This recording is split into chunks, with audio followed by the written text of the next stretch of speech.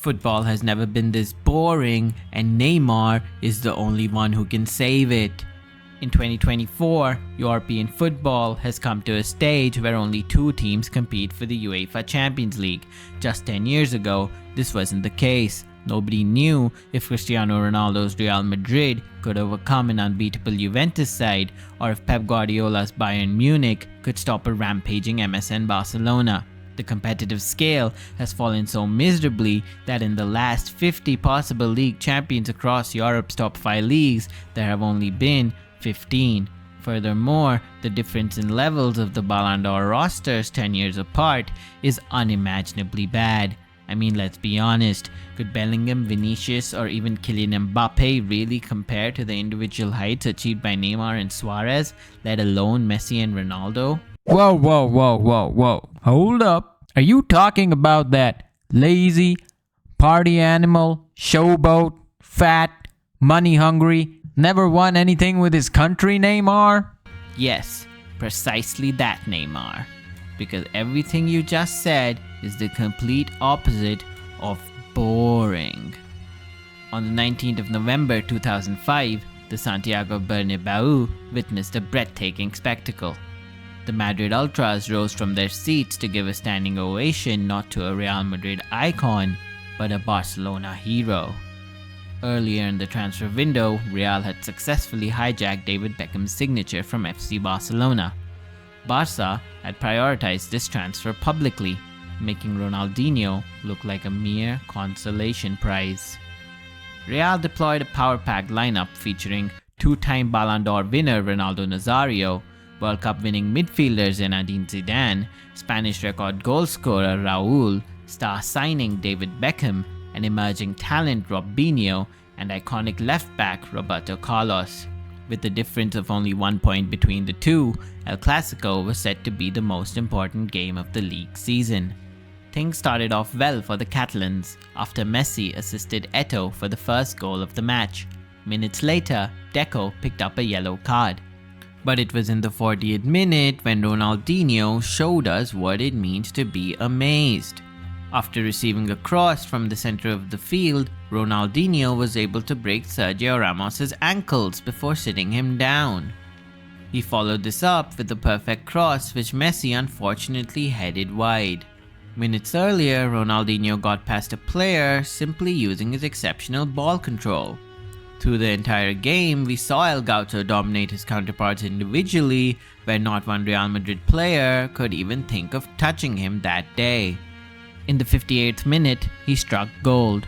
After receiving a pass at the halfway line, he dribbled through every Real Madrid player who came in his way. He then put it past Casillas in goal. It was a moment for the ages, going down as one of the greatest El Clasico goals of all time. For his second goal, Ronnie chose to make a fool out of Ramos all over again, before gently guiding the ball to the net.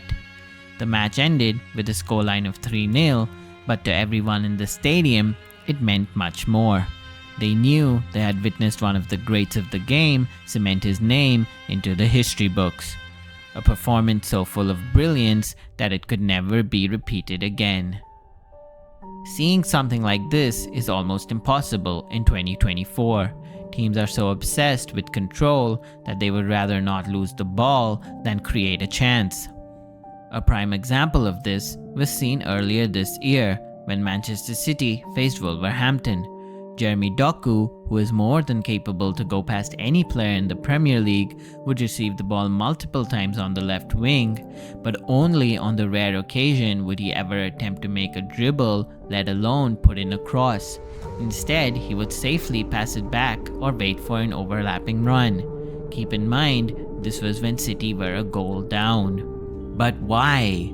Why would Manchester City take one of the men with the fastest feet in football and use him just like any other cog in Guardiola's machine? Another sacrifice of individual quality can be seen in between the posts. David De Gea, who was the holder of the Golden Glove, was let go by Manchester United in favor of Andre Onana. Emi Martinez, who is arguably the best shot stopper on the planet, was sold by Arsenal because he was weak with his feet. It's like Arsenal and Man United had a perfectly reliable Toyota doing its job every week, but one day woke up and saw their neighbor buying a Tesla and then decided they need one too, even if it may blow up. Teams have become so obsessed that unpredictability has vanished from the sport. Manchester City, Barcelona, and Liverpool keep the ball and attack every match, while the opposition, whoever it may be, will be happy to come out of the game with a mere point. Every single match Manchester City play is reduced to the same script. City dominate the whole game, while the opposition reverts to a counter-attacking setup. This has made the Premier League, once touted as the most competitive league in the world, into a farmers' league. Why are giants like Chelsea, Manchester United, and Arsenal happy to draw against their arch rivals? Why are these titans covering against the gods? The answer to these questions is not that difficult to understand. Imagine a film director has been given a good amount of money from a firm to make a movie. He brings an acting cast of his choice, an animation team of his liking, and a production crew from his previous movie. For 3 years, they work rigorously on this film, and a few of the cast have been replaced. The animation team has now also changed the art style to the director's liking. Months pass, and it's finally release day. The movie is ready. The film has been made exactly how the director wanted it. It is a complete execution of what the director believes is a masterpiece. But in the box office, if the movie will be a commercial success will only be known after it is tested in theaters after release. This is how football clubs want to operate in 2024. They are hell-bent on managers playing with a philosophy and having complete control over their way of football. Control and philosophy are the two pillars clubs want their teams to operate on. This may sound good in principle, but unlike the movies where you can have multiple blockbusters a year, in football there is only one winner. So when the club pushes all its revenues into control and philosophy, winning takes a back seat. So while winning may be the long-term goal, control and philosophy become the immediate requirement. To make things worse, everyone believes that they can or they must be the next Guardiola.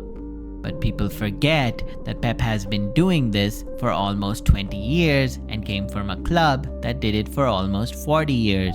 Another aspect that people always ignore is that Pep is a serial winner, and his teams were never called boring until Manchester City. He never took more than a year to become the best team in the league, and yes, while possession, innovation, and discipline are a major part of his philosophy, the phrase winning solves everything is exactly what his teams are all about. Sounds like a topic for another video. Let's get back to the show. Fans don't want to see legendary clubs settle for Champions League spots. They want to see the greats of the game go head to head and compete for the title. The Serie A has had 3 different winners in the last 3 years, while also reaching 6 European finals, including a Champions League final. The league is very competitive with a difference of only 1 point separating the top 3. This is because in Italy, winning is the first priority. Managers may be given time, but the end goal is always the title. We see managers sacked not because they fail to establish a system, but because they fail to keep winning. When teams play to win, it results in a desire within every player. Players take it on themselves to go and get the win. We see this happen all the time at Real Madrid. Vinicius Jr., Valverde, Bellingham, Modric, Bale, Ronaldo, the list never ends. From Trivela assists in the UCL knockouts to bicycle kicks against the strongest defenses in the world, a match against Real Madrid could never be boring. The same goes for Chelsea in the Ibrahimovic era, which saw them win 2 UCLs and numerous Premier League titles. It came with the rise of some of the Premier League's greatest individuals in Eden Hazard, Frank Lampard, Oscar, and Drogba. Both these teams allow their players to play with freedom and, most importantly, give them the license to take risks. Vinicius and Hazard go past defenders only when they take the risk. Ronaldo and Bale could only score those screamers when they take the risk. When winning is the priority, we see a more attractive, entertaining, and fearless form of football. The most recent example of this, Football Club Barcelona, who threw away a system-driven club legend adored by the fans under the bus for a serial winner in Hansi Flick. Flick has already brought the individual brilliance out of Lamine Yamal, Rafinha, Pedri, Dani Olmo, and even an aging Lewandowski. On their day, without a doubt, FC Barcelona are the best team on the planet. Yeah. Barca, Pep, Kit Kat passing. We get it, man. Can we get on with Neymar now? Please! Imagine for a second a footballer who was called the best player on a team which was built around Messi. A player so dangerous that the only solution a record-breaking Argentine back four could offer was prayer. An icon so beloved that his shirt sold out in all of Riyadh in only 2 days. This is the essence of Neymar. A driving force that can make any team a match-winning one, all while making the viewer fall in love with the game. His unique ability to glide through the field, showcasing his many skills while entertaining the whole stadium, partnered with his aggression, charisma, and game-changing ability, makes him the ultimate all-in-one player modern football needs. May it be passing, dribbling, penalties, set pieces, or shooting, Neymar has it all. But what's most important here is none of the listed above. It is something so critical that without it, it is impossible to do the unbelievable. It is the art of fearlessness. You see, despite Neymar having such a huge off-field presence, people are quick to criticize his off-field discipline or lack of fitness. But it is only on the rare occasion when you hear anything negative about Neymar's on-field performance. In fact, you probably never heard anyone say Neymar had a bad day or we lost because Neymar didn't play well. This is because Neymar's level of consistency when he is fit is almost unmatchable. You combine that consistency with supreme technical quality, you get the Miracle Man. The 6-1 against PSG was not meant to happen.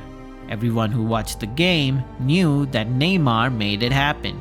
That goal for Santos was never on the cards, yet Neymar made it happen.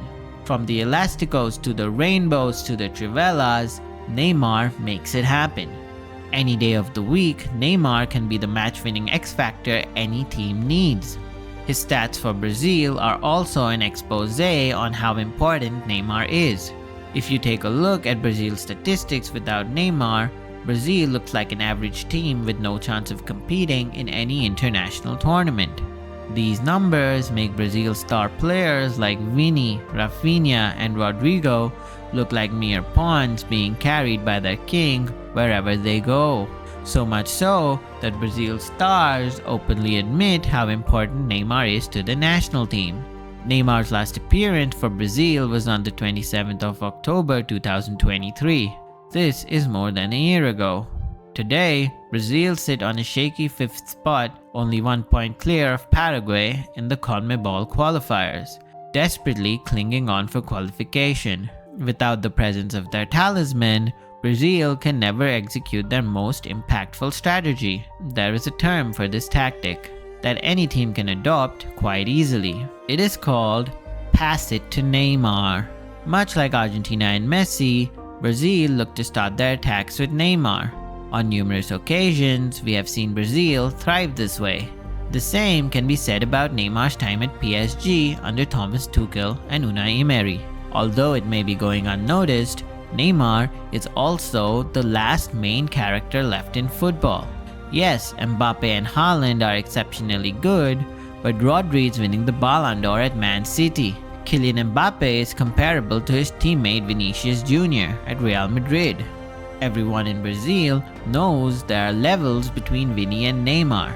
Absolute levels. I am Mo. and I approve of this message. Neymar is also one of the last players with unlimited aura. Coming from a childhood of poverty, he has the backstory of a superhero. His God-given talent gives him the ability to be the conqueror, while his legacy behind Brazil gives him his famous title, the Crown Prince of El Canarinho. So what does this leave us with?